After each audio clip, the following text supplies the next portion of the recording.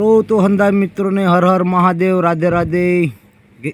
કેમ છો મિત્રો? બધા મજામાં? જુઓ આપણી વાડીએ આવા મશરૂમ ઉગ્યા છે મિત્રો, મશરૂમ થાય છે એ તો જણાવજો।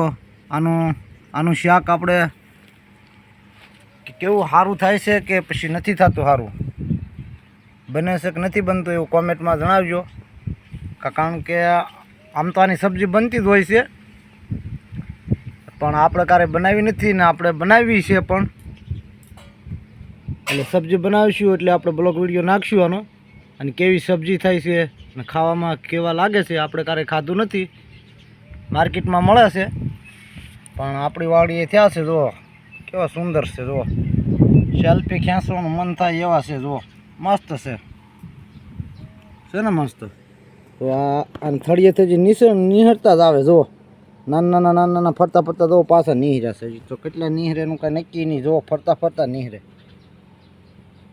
તો આવી રીતનો નજારો છે।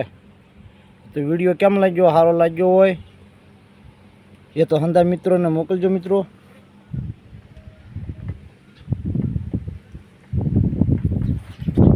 હાલો તો ફરી મળીશું વિડીયોમાં। અત્યારે એટલું, રાધે રાધે, એ તો જય શ્રી કૃષ્ણ।